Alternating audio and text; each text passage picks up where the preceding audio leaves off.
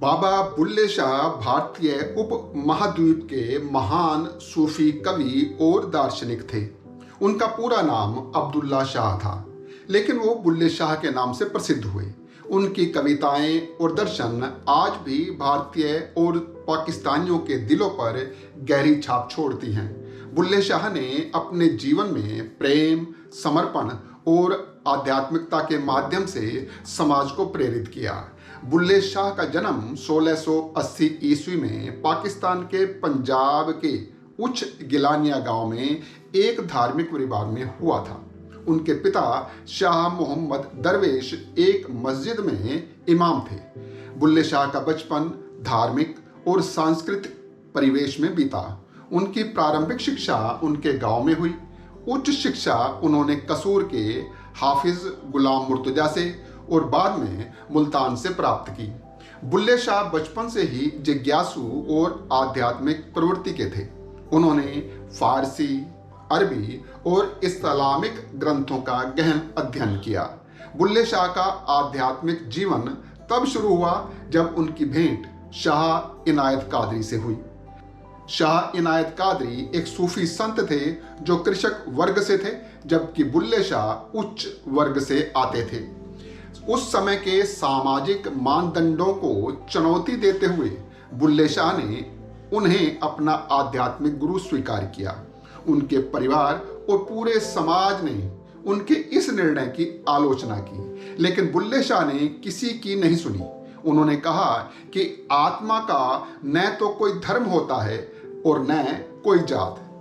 गुरु शिष्य के संबंध ने बुल्ले शाह को समाज के भेदभाव, धार्मिक पाखंड और अन्याय को समझने और उनसे ऊपर उठने की प्रेरणा दी। एक दिन बुल्ले शाह अपने गुरुजी के पास गए और उन्होंने अपने गुरुजी से आत्मज्ञान प्राप्त करने की इच्छा प्रकट करते हुए विनम्रता से कहा, गुरुजी, मैं अपनी आत्मा को परमात्मा से मिलाने का मार्ग खोजता हूं, परंतु वह मार्ग मुझे स्पष्ट दिखाई नहीं देता, कठिन और धुंधला दिखाई देता है।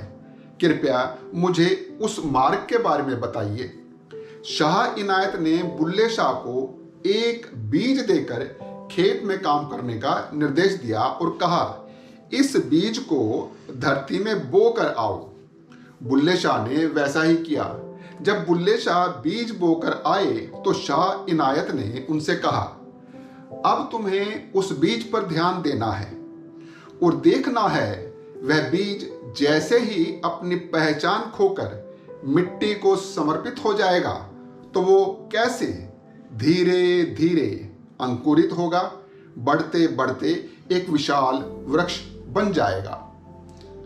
बुल्ले शाह ने गुरुजी की आज्ञा का पालन किया और अनुभव किया कि बीज का समर्पण और धैर्य उसके विकास की कुंजी है। उन्हें जीवन की गहरी सच्चाई का बोध हो गया।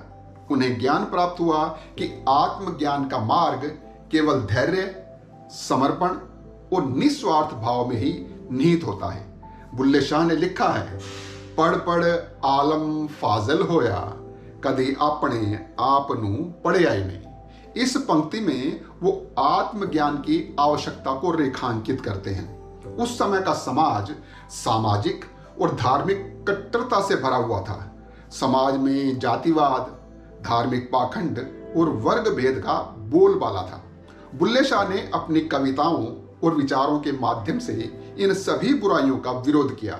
उनकी कविताएं न केवल आध्यात्मिक थी बल्कि समाज सुधार का संदेश भी देती थी।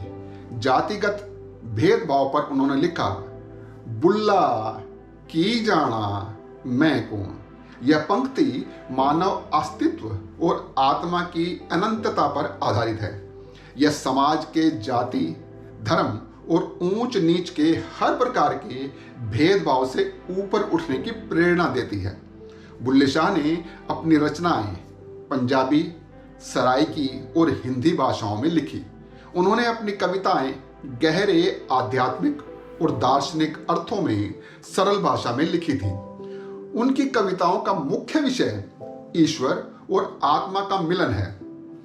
इश्क दी नाव में उन्होंने प्रेम और भक्ति को एक नाव की तरह दर्शाया है जो इंसान को ईश्वर के पास ले जाती है। मकान ते मकीन में उन्होंने ईश्वर के प्रति आत्मा की तड़प और खोज को व्यक्त किया है।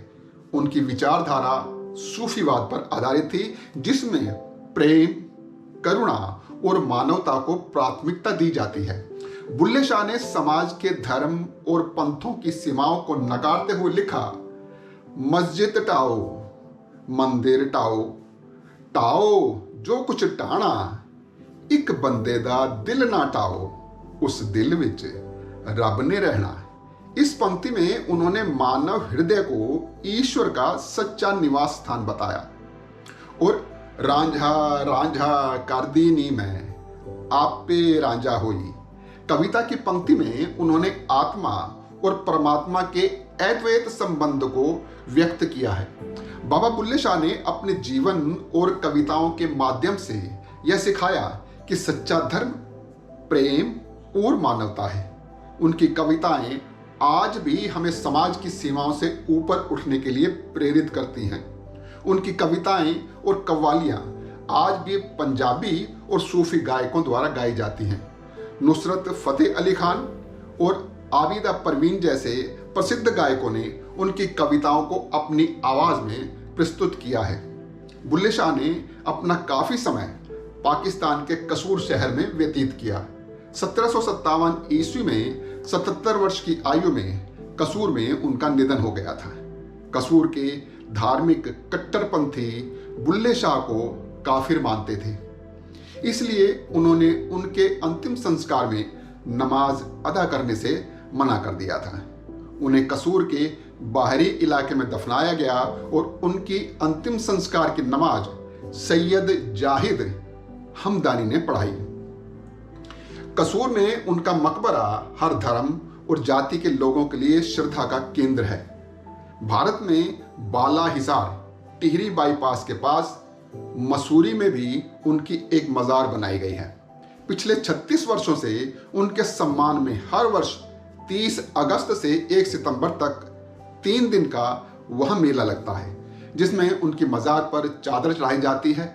सांस्कृतिक कार्यक्रमों में कव्वाली गायन होता है, भंडारा लगाया जाता है जिसमें हर धर्म के लोग हिस्सा लेते हैं। उनकी मजार पर आने वाले श्रद्धालुओं की संख्या लगातार बढ़ती जा रही है।